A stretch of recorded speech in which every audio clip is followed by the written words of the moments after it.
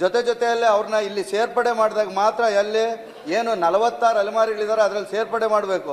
ಏನು ವಿಪರ್ಯಾಸ ಅಂತ ಹೇಳಿದ್ರೆ ಅವು ಕಾಡುಗೊಲ್ಲರು ಹಟ್ಟಿಗಳಲ್ಲಿ ವಾಸ ಮಾಡೋರನ್ನ ಕೇಂದ್ರದ EWS ಅಲ್ಲಿ ಸೇರಿಸಿದ್ದಾರೆ. ಎಕನಾಮಿಕಲಿ ವೀಕರ್ ಸೆಕ್ಷನ್ ಕೆಳಗಡೆ ಅವ್ರನ್ನ ಇಟ್ಟರೆ ಕೇಂದ್ರದಲ್ಲಿ ಬರೋವಂಥ ಅದರ್ OBC ಕೆಳಗಡೆನೂ ಅವ್ರು ಯಾವುದೇ ಸವಲತ್ತು ಪಡೆಯೋಕ್ಕಾಗೋದಿಲ್ಲ. ಆ ನಿಟ್ಟಿನಲ್ಲಿ ಸಚಿವರು ಇದನ್ನ ಸಂಪೂರ್ಣವಾಗಿ ಗಮನಕ್ಕೆ ತಗೊಬೇಕು. ತಾವೇನು ಟಾರ್ಗೆಟ್ ಫಿಕ್ಸ್ ಮಾಡಿದ್ದೀರಾ ಆ ಟಾರ್ಗೆಟ್ ಅಲ್ಲಿ ನಿಖರವಾಗಿ ಅಲೆಮಾರಿಗಳಿಗೆ ನಿವೇಶನ ಜೊತೆಯಲ್ಲಿ ಮನೆ ಎರಡೂ ಕಟ್ಕೊಡೋದಕ್ಕೆ ಅಧ್ಯಕ್ಷೆ ಬೆಳಗ್ಗೆ ಮಾತಾಡಿದ್ದೀನಿ ನನ್ನ ಸದಸ್ಯರ ಜೊತೆ.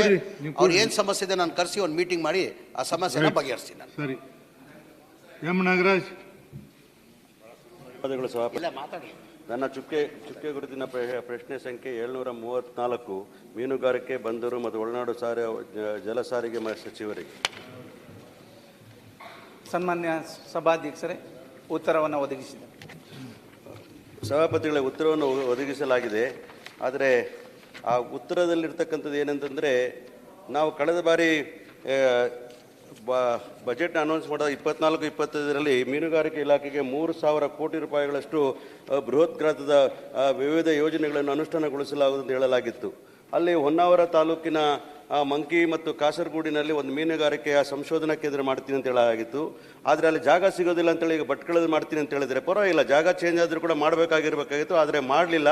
ಅದನ್ನು DPR ಮಾಡ್ತಕ್ಕಂಥದ್ದು ಮತ್ತು ಆ ಲ್ಯಾಂಡಿನ ಇನ್ನು ನಮಗೆ ಹಸ್ತಾಂತರ ಮಾಡ್ಕೊಳ್ಳೋದ್ರಲ್ಲೇ ಇದ್ದಾರೆ ಅಂತಕ್ಕಂಥ ವಿಚಾರ ಹೇಳಿದೆ. 1 ವರ್ಷ ನಂತರ ಕೂಡ ಹೇಳ್ತಕ್ಕಂಥ ಎಷ್ಟು ಸರಿ ಅಂತಕ್ಕಂಥ ಹೇಳ್ತಾ ಇದ್ದೀನಿ. ಅದೇ ರೀತಿ ಭದ್ರಾವತಿಯಲ್ಲಿ ಆಧುನಿಕವಾದ ಮೀನುಗಾರಿಕೆ ಮಾರ್ಕೆಟ್ ಮಾಡ್ತೀನಿ ಅಂತೇಳಿ ಅನೌನ್ಸ್ ಮಾಡಿ 27 ಕೋಟಿ ರೂಪಾಯಿಗಳನ್ನು ನೀಡಲಾಗಿತ್ತು. ಅದಕ್ಕಿನ್ನ ಗವರ್ಮೆಂಟ್ ಆಫ್ ಇಂಡಿಯಾಗೆ DPR ಕಳಿಸ್ತೀನಿ ಅಂತ ಹೇಳಿದ್ರು. ರಾಜ್ಯ ಸರ್ಕಾರದ ಕಾರ್ಯಕ್ರಮ ಆಗಿರೋದಕ್ಕೆ ನೀವು ಕೇಂದ್ರ ಸರ್ಕಾರಕ್ಕೆ DPR ಕಳಿಸ್ತೀನಿ ಅಂದರೆ ಅರ್ಥ ಏನು ಅನ್ನೋ ಪ್ರಶ್ನೆಯನ್ನು ಕೇಳ್ತಾ ಇದ್ದೀನಿ. ಯಾಕಂದರೆ ನಾವು ಬಜೆಟಲ್ಲಿ ಅನೌನ್ಸ್ ಮಾಡಿದ್ದು ನಮ್ಮ ರಾಜ್ಯ ಸರ್ಕಾರದ ಮಾಡ್ತೀವಿ ಅಂತಕ್ಕಂಥ ವಿಚಾರಗಳನ್ನ ಹೇಳಿದ್ವಿ, ಮಾಡಲಿಲ್ಲ.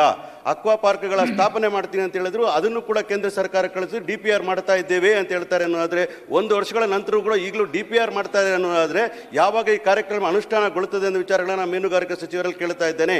ಕೊನೆಗೆ ಹೇಳಬೇಕಂದ್ರೆ ಭಟ್ಕಳ ತಾಲೂಕು ಮುರುಡೇಶ್ವರದಲ್ಲಿ ಸುಸಜ್ಜಿತವಾಗಿದ್ದಂತಹ ಮೀನುಗಾರಿಕೆ ಹೊರಬಂದರು ನಿರ್ಮಾಣ ಮಾಡ್ತೀನಿ ಅಂತೇಳಿ 39.85 ಕೋಟಿ ರೂಪಾಯಿಗಳ ಮೀಸಲಿಡಲಾಗಿತ್ತು. ಅದನ್ನು ಕೂಡ ಇವತ್ತಿನ ಕೂಡ ಅಡ್ಮಿನಿಸ್ಟ್ರೇಟಿವ್ ಆರ್ಡರ್ ಮಾಡಲಿಕ್ಕೆ ಇನ್ನೂ ಕ್ರಮ ಕೈಗೊಳ್ತಾ ಅಂತ ಹೇಳೋದಾದ್ರೆ ಎಲ್ಲ ಯೋಜನೆ ಅನೌನ್ಸ್ ಮಾಡಿದ್ದಾರೆ, ಎಲ್ಲ DPRಗಳು ರೆಡಿ ಆಗ್ತಾ ಇದೆ, ಇನ್ನು ಅನುಷ್ಠಾನಗೊಳ್ಳಿಲ್ಲ ಅಂತ ಹೇಳೋದು.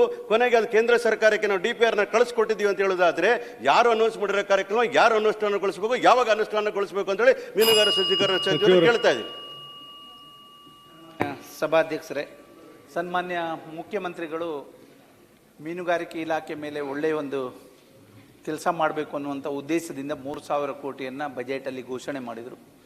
ನಾವು ಪ್ರತಿಯೊಂದು DPRನ್ನು ಮಾಡಿ ಪ್ರತಿಯೊಂದು ಸಂದರ್ಭದಲ್ಲೂ ನಾವು ರೆಡಿ ಮಾಡಿದರು. ರೆಡಿ ಮಾಡಿದಾಗ ನಾವು FDಗೆ ಕಳಿಸುವಂಥ ಶಿಷ್ಟಾಚಾರ ಇರೋದು ಎಲ್ಲರಿಗೂ ಗೊತ್ತಿರುವಂಥದ್ದು. ನಾವು FDಗೆ ಕಳಿಸಿದಾಗ ಅವರು ಎಲ್ಲವನ್ನು PMMSY ಯೋಜನೆ ಅಡಿಯಲ್ಲಿ ತಗೊಳ್ಬೇಕು, ಸೆಂಟ್ರಲ್ ಗೌರ್ಮೆಂಟ್ ಸ್ಕೀಮನ್ನು ಇದರಲ್ಲಿ ಕೂಡಿಸ್ಕೊಳ್ಬೇಕು ಅಂತೇಳಿ ಹೇಳಿದರು. FDಯಿಂದ ಯಾವುದೇ ಸಹಕಾರ ಸಿಗದೇ ಇದರಿಂದ, ಅಂದರೆ ಹಣ ಬಿಡುಗಡೆ ಆಗದೇ ಇದರಿಂದ ಇದು ಯಾವುದೂ ಆಗಲಿಕ್ಕೆ ಸಾಧ್ಯ ಆಗಲಿಲ್ಲ. ಲಾಸ್ಟು ಮುರುಡೇಶ್ವರ ಬಂದರ್ ಮಾತ್ರ 400 ಕೋಟಿ ವೆಚ್ಚದಲ್ಲಿ ಪೂರ್ಣಗೊಂಡಿದೆ. ಕೆಲಸ ಪೂರ್ಣಗೊಂಡು ಟೆಂಡರ್ ಹಂತದಲ್ಲಿದೆ. ಯಾವುದು ಮತ್ತೆ ಮಾಡಲಿಕ್ಕೆ ಸಾಧ್ಯ ಆಗಲಿಲ್ಲ. ವಿಜಯಪುರದ ಆಲಮಟ್ಟಿಯ ಒಳನಾಡು ಮೀನುಗಾರಿಕೆ ಕೌಶಲ್ಯ ಕೇಂದ್ರ ಸ್ಥಾಪನೆ ಮಾಡ್ತೀನಿ ಅಂತ ಹೇಳಲಾಗಿತ್ತು. ಅದಕ್ಕೆ ಜಾಗ ಬೇಕು ಅಂತೇಳಿ ಕೃಷ್ಣ ಭಾಗ್ಯ ಜಲ ನಿಗಮದಲ್ಲಿ ಹಸ್ತಾಂತರ ಮಾಡ್ಕೊಳ್ಳೋಕೆ ಕೇಳ್ತಾ ಇದ್ದೀನಿ ಅಂತ ಹೇಳ್ತಾರೆ.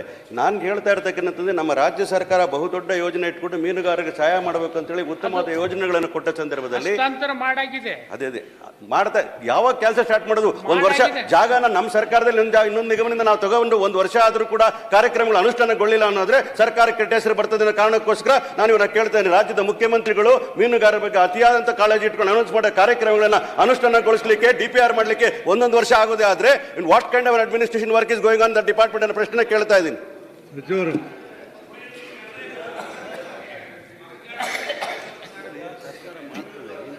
ಸನ್ಮಾನ್ಯ ಸಭಾಧ್ಯಕ್ಷರೇ, PMMSY ಯೋಜನೆ ಸೆಂಟ್ರಲ್ ಗೌರ್ಮೆಂಟಲ್ಲಿ ಅದು ಬಂದ್ ಮಾಡಿದ್ದಾರೆ. ಅದು ಯಾವುದೇ ರೀತಿಯಲ್ಲಿ ಈಗ ಕೊಡ್ತಾ ಇಲ್ಲ.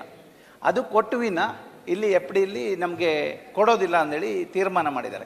ಇವರು ಹೇಳೋದು ನಿಜ. 3,000 ಕೋಟಿ ಅನುದಾನ ಸ್ಟೇಟ್ ಗೌರ್ಮೆಂಟಿಂದ ಇಟ್ಟರಿಂದ ನೀವು ಸೆಂಟ್ರಲ್ ಗೌರ್ಮೆಂಟ್ ಅನುದಾನಕ್ಕೆ ಯಾಕೆ ವೇಟ್ ಮಾಡ್ತೀರಿ ಅಂತೇಳಿ ಕೇಳ್ತಾ ಇದ್ದಾರೆ. ಅವ್ರಿಗೆ ಸದಸ್ಯರು ಕೇಳ್ತಾ ಇರೋದು ಸರಿ ಇದೆ, ಆದರೆ ಯಾವುದೇ ಅನುದಾನದ ಲಭ್ಯತೆ ಇಲ್ಲದೆ ಇರೋದ್ರಿಂದ ಯಾವ ಕಾರ್ಯಕ್ರಮವನ್ನು ತಗೊಳ್ಳಿಕ್ಕೆ ಸಾಧ್ಯ ಆಗಲಿಲ್ಲ. ಇಲ್ಲ, ಅನುದಾನದ ಲಭ್ಯತೆ ಇಲ್ಲ ಅನ್ನೋದು ಕಾರ್ಯಕ್ರಮ ಯಾಕೆ ಕಾಣಿಸ್ಬಿಡ್ಬೇಕು? ಯಾಕಂದ್ರೆ ಕನಸು ಕಾಣ್ಲಿಕ್ಕೆ ಮಾಡ್ಲಿಕ್ಕೆ ಆಗೋದೇ ಸಾಧ್ಯನೇ ಇಲ್ಲ ಅಂತ ಹೇಳ್ತೀನಿ. ನೋ ದೇರ್ ಇಸ್ FD ಅಲ್ಲಿ there is a problem in the finance department. ನಮ್ಮ ಫೈನಾನ್ಸ್ ಮಂತ್ರಿಯವರು ಬಜೆಟ್ ಅಲೋಕೇಶನ್ ಮಾಡಿದ್ರು ಕೂಡ FD ಅವರು ಕ್ಲಿಯರ್ ಮಾಡದೇ ಇರತಕ್ಕಂಥ ಕಾರಣಗಳಿಂದಾಗಿ ಅಡಚಣೆ ಆಗಿರ್ತಕ್ಕಂಥ ವಿಚಾರದಲ್ಲಿ FD ಅಲ್ಲಿ ಕೆಲಸ ಆಗ್ತಾ ಇಲ್ಲ ಅನ್ನೋದನ್ನ ಆ ಸಚಿವರು ಒಪ್ಕೋಬೇಕು ಅಂತ ಮಾತು ಹೇಳ್ತಾ ಇದ್ದೀನಿ. ಖಂಡಿತ ನಾನು ನಿಜ ಹೇಳ್ತಾ ಇದ್ದೀನಿ. ಯಾವುದೇ ಒಂದು ಪ್ರತಿಯೊಂದು ಸಂದರ್ಭದಲ್ಲೂ ನಾವು ಏನೋ ಸಾಧ ತಕ್ಷಣ ಇದಕ್ಕೆ DPRಗೂ ಸಹ ಹಣ ಕೊಡ್ಲಿಕ್ಕೆ ಎಪ್ಪಡಿಯಲ್ಲಿ ಸಾಧ್ಯ ಆಗ್ಲಿಲ್ಲ. ನಾವು ಮಾಡಲಿಲ್ಲ, ಇಲಾಖೆ ಮಾಡಲಿಲ್ಲ, ಅಥವಾ ಮಂತ್ರಿ ಮಾಡಲಿಲ್ಲ ಅಂದ್ರೆ ಏನ್ ಮಾಡ್ಲಿಕ್ಕೆ ಸಾಧ್ಯ ಇದೆ? ಸರಿ MTB ನಾಗರಾಜ್. ಧನ್ಯವಾದಗಳು. MTB ನಾಗರಾಜ್ ಅವ್ರ ಪರವಾಗಿ ನಿಮಗೆ ನನಗೆ ಬಂದಿಲ್ಲ, ಪತ್ರ ಕೊಟ್ಟಿದ್ದಾರೆ. ಪತ್ರ ಕೊಟ್ಟಿದ್ದಾರೆ. ನನಗೆ ಬಂದಿಲ್ಲ, ಸಭಾಧ್ಯಕ್ಷರಿಗೆ ಪತ್ರ ನನಗೆ ಬಂದಿಲ್ಲ, ಇಲ್ಲಿ ರೆಕಾರ್ಡ್ ಇಲ್ಲ. ಅಯ್ಯೋ ದೇವರೇ. ಅಬ್ದುಲ್ ಜಬ್ಬಾರ್ ನೆಕ್ಸ್ಟ್ ಪತ್ರ ಕೊಟ್ಟಿದ್ದಾರೆ. ಹೋಗ್ಲಿ ಬಿಡಿ, ಒಳ್ಳೆ ಸಬ್ಜೆಕ್ಟ್ ನಮ್ದು ಕೋರ್ಟು. ML ಅನಿಲ್ ಕುಮಾರ್ ಹಿಂಗ್ ಮಾಡ್ಬಿಟ್ರಲ್ಲ ಇವರು. ML ಅನಿಲ್ ಕುಮಾರ್ ಲೇಟ್ ಆಗಿ ಬಂದಿದ್ರು, ಈಗ ಅಬ್ಸೆಂಟ್ ಇದ್ರು. KS ನವೀನ್, ಏನಪ್ಪಾ ನವೀನ್ ನೀವೆಲ್ಲ ಲೇಟ್ ಮಾಡಿ ಬಂದ? ಸಭಾಪತಿಗಳೇ, ನಾನು ಇದ್ದೆ, ಸಚಿವರು ಬಂದಿರಲಿಲ್ಲ. ಸುಮ್ಮನೆ ಹೇಳ್ಬೇಡ ನೀನು, ಅಬ್ಸೆಂಟ್ ಇದ್ಕೊಂಡು ಸನ್ಮಾನ್ಯ ಸಭಾಪತಿಗಳೇ, ನನ್ನ ಚುಕ್ಕೆ ಗುರುತಿನ ಪ್ರಶ್ನೆ ಸಂಖ್ಯೆ 643 ಮಾನ್ಯ ವಸತಿ ವಕ್ಫ್ ಮತ್ತು ಅಲ್ಪಸಂಖ್ಯಾತರ ಕಲ್ಯಾಣ ಸಚಿವರನ್ನು ಕೇಳಬಯಸುತ್ತೇನೆ. ಸನ್ಮಾನ್ಯ ಅಧ್ಯಕ್ಷ ಸದಸ್ಯರಿಗೆ ಉತ್ತರನ ನೀಡಾಗಿದೆ. ಮಾನ್ಯ ಸಭಾಪತಿಗಳೇ, ಸಚಿವರು ಉತ್ತರವನ್ನು ಒದಗಿಸಿದ್ದಾರೆ. ಆದರೆ ನಾನು ಸಚಿವರನ್ನ ಕೇಳೋದಕ್ಕೆ ಬಯಸೋದೇನು ಅಂತಂದರೆ, ತಾವು ಕೊಟ್ಟಿರುವಂಥ ಉತ್ತರದಲ್ಲಿ 2016-17ರಿಂದ ಮಂಜೂರಾದಂಥ ವಿವಿಧ ಯೋಜನೆಗಳಲ್ಲಿ ಎಷ್ಟೆಷ್ಟಾಗಿದೆ ಅಂತ ಕೊಟ್ಟಿದ್ದೀರಾ. ಆದರೆ ತಮ್ಮ ಇಲಾಖೆ ಇಷ್ಟು ಇನ್ಕಾಂಪಿಟೆಂಟ್ ಆಗಿ ಕೆಲಸ ಮಾಡುತ್ತೆ ಅನ್ನೋಂಥದಕ್ಕೆ ಈ ಫಿಗರ್ಸೇ ಸಾಕ್ಷಿ. ಒಟ್ಟು ಪೂರ್ಣಗೊಂಡಿರುವಂಥದ್ದು ರಾಜ್ಯ ಸರ್ಕಾರದ ಕಡೆಯಿಂದ ಅನುದಾನಗಳನ್ನು ಪಡೆಯುವಂಥದ್ರಲ್ಲಿ 2,32,000 ಮನೆಗಳು, ಕೇಂದ್ರ ಸರ್ಕಾರದ 1,29,276. ವಿಧಾನಸಭಾ ಕ್ಷೇತ್ರವಾರು ನಾವು ಅದನ್ನೇನಾರ ಡಿವೈಡ್ ಮಾಡಿದ್ರೆ ಒಂದು ವಿಧಾನಸಭಾ ಕ್ಷೇತ್ರಕ್ಕೆ ಪೂರ್ಣಗೊಂಡಿರುವಂತ ಮನೆಗಳು ಕೇವಲ 115. ಬಾಕಿ ಇರುವಂತ ಮನೆಗಳು ಎಷ್ಟು ಅಂತಂದ್ರೆ, ವಿವಿಧ ಯೋಜನೆಗಳಲ್ಲಿ 7,29,334 ಮನೆಗಳು ಬಾಕಿ ಇದೆ.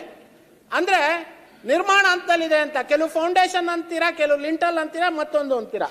ಇದರಲ್ಲಿ ಬಹಳ ಅಂದ್ರೆ ನನಗೆ ಆಶ್ಚರ್ಯ ಆಗಿರೋದೇನು ಮಾನ್ಯ ಸಚಿವರೇ ಅಂತಂದ್ರೆ, ಇಲ್ಲಿ ತಾವು ಕೊಟ್ಟಿರೋ ಉತ್ತರದಲ್ಲಿ ತಾವೇ ಪ್ರತಿನಿಧಿಸುವಂತ ಚಾಮರಾಜಪೇಟೆ ವಿಧಾನಸಭಾ ಕ್ಷೇತ್ರದಲ್ಲಿ 1,000 ಮನೆ ಕೊಟ್ರೆ 0.